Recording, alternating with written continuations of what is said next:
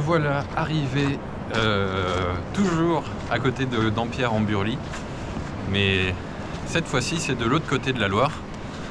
Alors c'est un endroit que j'aime beaucoup. Le seul inconvénient c'est qu'il est assez loin de chez moi, qu'il faut traverser la Loire et ça fait un grand détour. Et du coup j'y vais plus trop souvent. Mais c'est un endroit qui vaut le coup parce qu'il est pas mal excentré et donc j'y croise vraiment rarement des gens. Et c'est un des premiers que j'ai découvert sur les bords de Loire et en fait c'est vraiment des grandes étendues. Marcher dans le sable ça essouffle. C'est vraiment des grandes étendues de bois, de plaine. Enfin, tout est relatif, des grandes étendues. Mais c'est ça que j'ai bien aimé avec cet endroit, c'est que tu peux marcher où tu veux. Il n'y a pas de parcelle privée qui stoppe ton chemin. Donc il y a un peu ce sentiment de liberté qui est assez cool.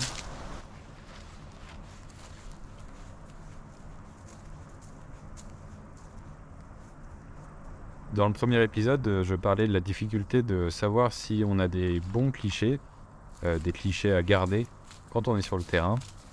Et là, ce qu'on va voir dans le troisième épisode, c'est le sentiment complètement inverse. C'est quelque chose qui m'arrive assez rarement, mais là, j'avais vraiment l'impression que tous mes clichés, toutes mes photos étaient bonnes à garder. Alors qu'en rentrant, en traitant les images, je me suis rendu compte que elles étaient presque toutes bonnes à jeter.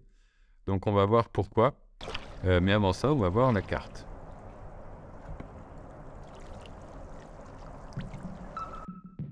La Loire tient une place moins importante sur ce site. Ce qui est intéressant, c'est toute la zone à côté. Elle est composée de petits bois, de pelouses avec des arbustes, et puis beaucoup de sable et de cailloux mélangés. La centrale nucléaire est juste en face, d'où la présence du barrage et du bras d'alimentation en eau. La zone est délimitée comme ça. Avec la montée des eaux, il y a peu de changements. Et je pense que ça doit être dû en partie à cause du barrage qui régule le débit de l'eau. Quand le niveau de l'eau est bas, il y a des bancs et des îlots de sable qui apparaissent. Au bout de la zone, il y a un écoulement d'eau qui crée une île une bonne partie de l'année. Et c'est seulement en période de sécheresse que le flux est discontinu. C'est la grande plaine caillouteuse qui m'intéresse, un véritable bras à sec de la Loire. C'est un paysage vraiment atypique, une sorte de zone de mini-biome désertique.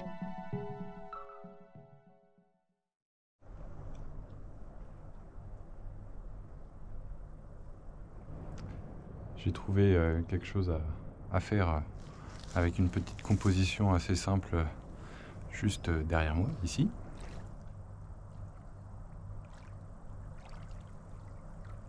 Je fais une fixette en ce moment sur le format carré. Et c'est pas toujours une solution. Je le fais parce que je poste principalement mes photos sur Instagram et c'est le format roi sur cette plateforme. Et là, le format carré ne fonctionne pas en fait. Si on ouvre un peu plus en format paysage, la photo paraît un peu plus équilibrée, je trouve. Même si c'est pas encore ça, elle est potable, passable. À la limite, à la limite.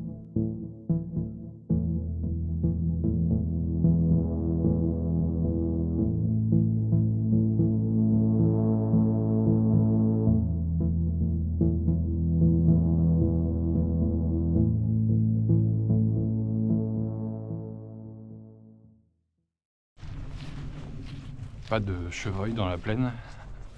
Et en fait, juste devant moi, il y a 2 personnes avec un chien. Donc c'est sûr que c'est pas le meilleur moment pour les chevreuils pour sortir du bois.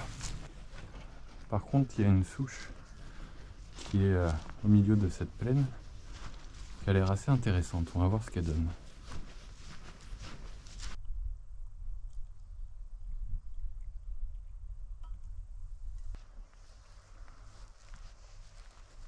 Cette souche elle est assez difficile à appréhender, déjà par sa forme. Elle a des côtés où on voit les traits de coupe faits à la tronçonneuse et des côtés un peu plus naturels où on voit les formes des branches. À ce moment-là, la lumière n'était pas terrible. Le soleil était caché derrière les nuages. Il aurait fallu un poil plus de soleil, je pense. Et elle est aussi au milieu de nulle part. Dans une plaine, il n'y a rien. Donc c'est difficile de la faire rentrer dans une composition. Donc voilà la photo. Elle est pas terrible, mais j'en parlerai plus en détail tout à l'heure parce que sur le chemin du retour, je suis repassé voir cette souche. La lumière avait changé, il y avait plus de soleil. Et donc j'en parle tout à l'heure.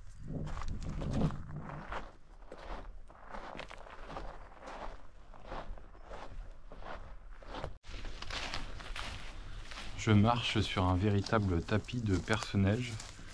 Il y en a absolument partout. Dommage que ça rentre pas très bien sur la GoPro, mais c'est vraiment un tapis vert avec des points blancs. C'est assez beau.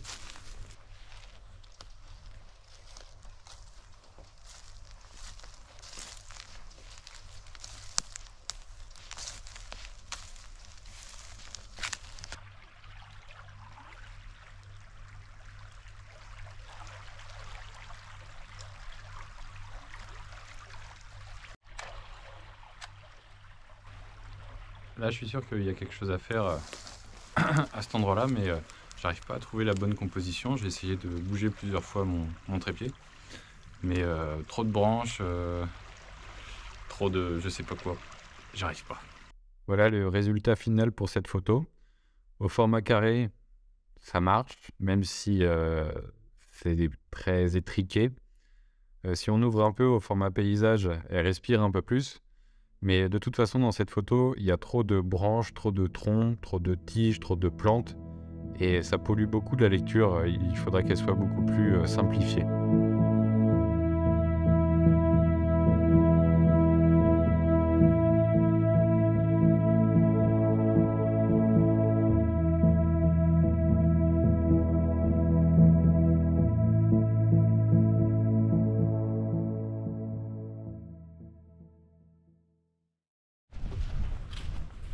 Il va être l'heure de faire une pause parce que je commence à fatiguer.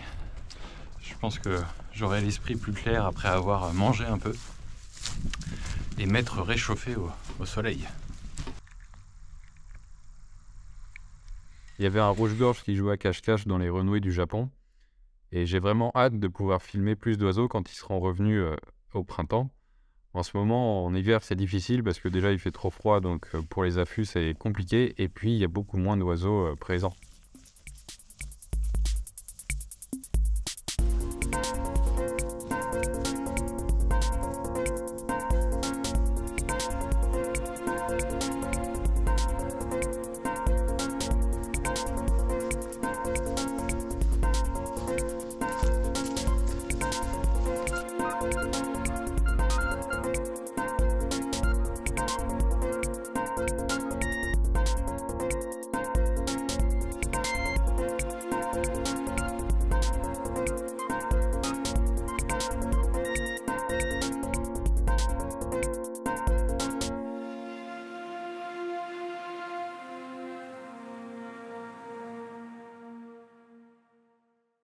Je suis de retour à la souche.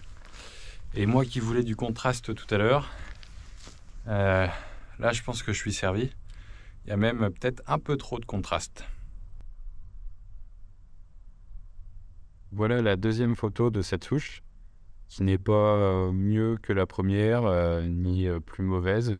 Mais si on réfléchit 2 minutes, je pense qu'il fallait enlever tout ce qui n'était pas intéressant dans cette photo.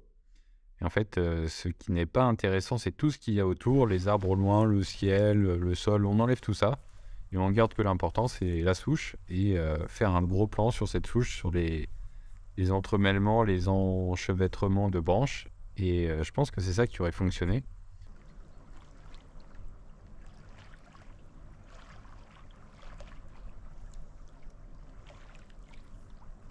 Vers la fin de la balade, le ciel bleu et le soleil se sont montrés. Donc c'était l'occasion de prendre en photo les cheminées de la centrale.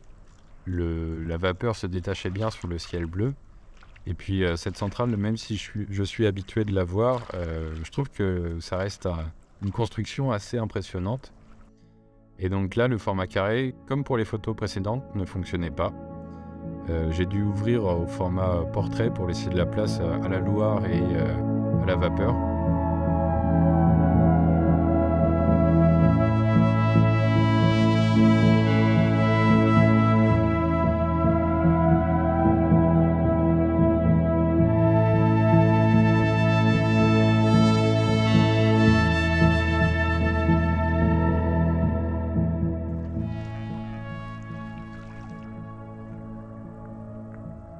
Et pour finir, j'ai pris en photo une petite grève de cailloux. Et oh surprise, le format carré ne fonctionne pas. Encore une fois, j'ai dû ouvrir au format paysage et là il y a de la place pour tout le monde. Et la photo fonctionne et je trouve que c'est une des meilleures de cette sortie.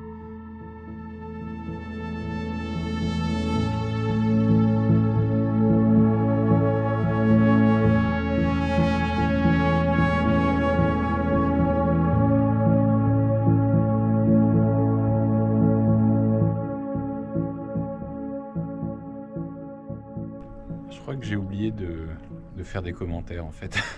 J'ai complètement été pris par la photo. Et voilà la preuve de l'état euphorique dans lequel j'étais. Toutes mes photos me paraissaient superbes, je faisais des trucs magnifiques. Alors que bon, c'était pas forcément le cas, je faisais juste des photos comme d'habitude.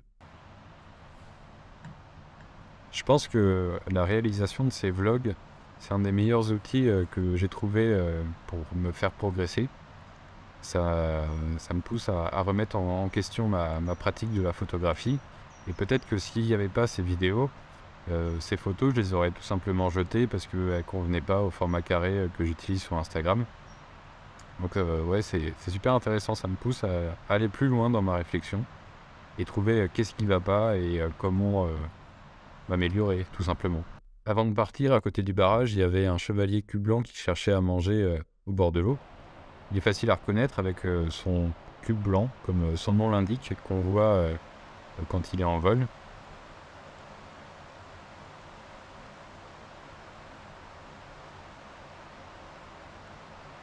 Donc je me dis que je pourrais peut-être faire une série de vidéos consacrées aux oiseaux.